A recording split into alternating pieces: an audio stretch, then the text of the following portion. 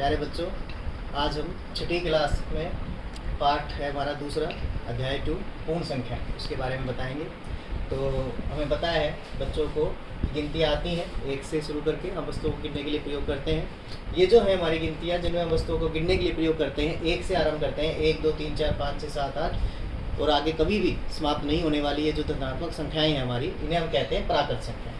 लेकिन अब हमें एक और संख्याओं के बारे में, चैप्टर का नाम है पूर्ण संख्याएँ।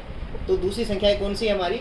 इन्हीं प्राकृत संख्याओं में, देखो मैंने फिर से प्राकृत संख्याएं लिखी हैं। अगर इन्हीं प्राकृत संख्याओं में एक संख्या 1 से पहले और आती है हमारी 0 शून्य, तो अब प्राकृत संख्याओं के साथ साथ एक शून्य और आने से एक नया समूह जो संख्याओं का हमें प्राप्त हुआ है, इसे हम कहते हैं पूर्ण संख्याएं। तो अभी पूर्ण संख्याएं प्राप्त हो गई हैं।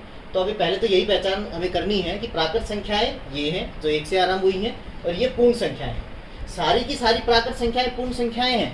आप देखो जितनी प्राकृत संख्याएं हैं सबकी सब पूर्ण संख्याओं में आ गई हैं, तो सभी प्राकृत संख्याओं को पूर्ण संख्याएं कहा जा सकता है। लेकिन सभी पूर्ण संख्याएं प्राकृत संख्याएं नहीं कह सकते। क्यों नहीं कह सकते?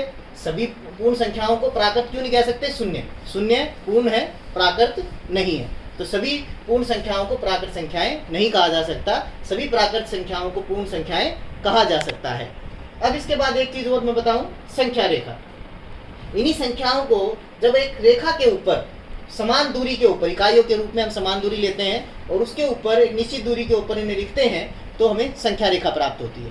तो हमने 0 से जैसे स्टार्ट किया है, समान दूरी पर 1 2 3 4 5 6 7 8 9 10, इस तरह से कितनी भी आगे तक चल सकती है संख्या रेखा पे।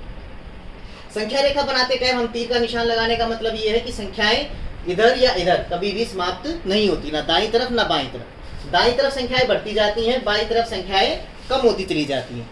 7 जो है वो दाईं तरफ है, 4 बाईं तरफ है। तो 7 बड़ा होगा, 4 छोटा है। दाईं तरफ वाली संख्या हमेशा बड़ी होगी, बाईं तरफ वाली छोटी होगी। बेटा अब जब हम प्रश्नावली के प्रश्न स्टार्ट करेंगे करने के लिए, तो प्रश्नावली 2.1 में सबसे पहले हमें प्राकृत संख्याएं लिखनी है।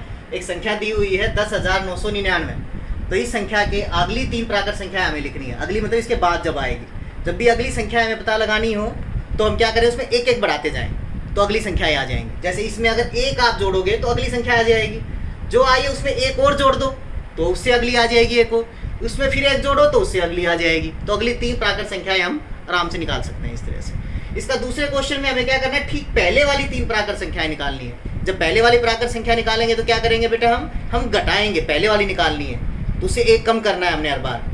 तो इसमें से 1 कम करेंगे तो इससे पहले वाली एक संख्या आ जाएगी, और आगे आपने 2 और निकालनी है। वो काम मैं आपके लिए छोड़ रहा हूँ। आपने इसमें से फिर 1 घटाना है और एक और प्राकृत संख्या प्राप्त करनी है। जो आएगा उत्तर उसमें से फिर 1 घटाना है, एक और प्राकृत संख्या प्राप्त करनी है। इस तरह से आप 3 प्राकृत संख्याएं प्राप्त करोगे। बच्चों अब आगे आने वाले क्वेश्चंस में हम क्या करेंगे, बड़ी ही आसान सा है। सबसे छोटी पूर्ण संख्या पूछी गई है, आप बता सकते हो अपने आप सबसे छोटी पूर्ण संख्या कौन सी है? शून्य। सबसे छोटी पूर्ण संख्या 0 है, शून्य।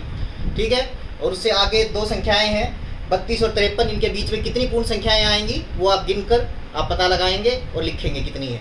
ठीक है। और उसके बाद आगे परवर्ती और पूर्ववर्ती 2 संख्याओं के बारे में हमें सीखना है। जैसे कोई भी संख्या हमें दी गई है तो उस संख्या की पूर्ववर्ती संख्या कौन सी होती है और परवर्ती कौन सी होती है हमें पता होना चाहिए।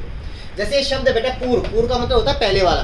जैसे आपने सुना होगा ना, पूर्व प्रधानमंत्री, पूर्व राष्ट्रपति, वो कौन से होते हैं? जो अभी प्रधानमंत्री या राष्ट्रपति है उनसे पहले जो थे वो होते हैं। तो इसी तरह से पूर्व जो वर्ती संख्या होती है वो होती है किसी भी दी गई संख्या से पहले वाली संख्या, और परवर्ती संख्या है उसके आने वाली संख्या, उसके बाद वाली संख्या। तो 17 है, 17 से ठीक पहले मतलब उसकी पूर्ववर्ती संख्या जो उससे पहले आती है वो कौन सी है बेटा? 16।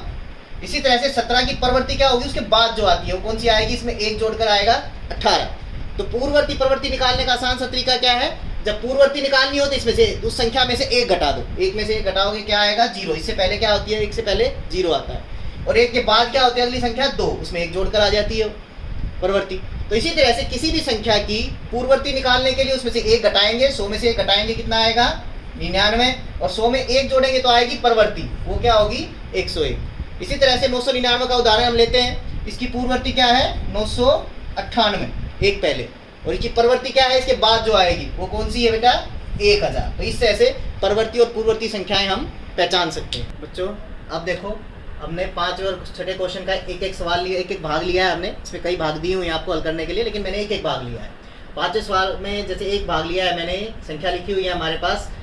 तो इस संख्या में हमें क्या करना है, जैसे 24,40,701 लिखा है, इसकी प्रवृत्ति बतानी है। प्रवृत्ति का मतलब इसके बाद वाली जो आगे आती है। तो इसमें क्या करोगे, एक जोड़ोगे, तो एक जोड़कर जो संख्या आपको प्राप्त होगी वो होगी इसकी परवर्ती। तो एक इकाई के नीचे एक लिखकर आप इसमें जोड़ना, देखना, ये संख्या आपको प्राप्त होगी। इसी तरह से छठे सवाल का एक भाग हमने लिया है, ये संख्या आपके सामने है। तो इस संख्या में 76,54,321 लिखा हुआ है।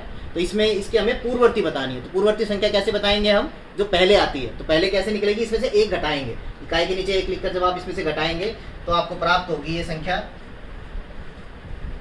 ठीक है, तो इस तरह से आप बाकी भाग भी करोगे। इस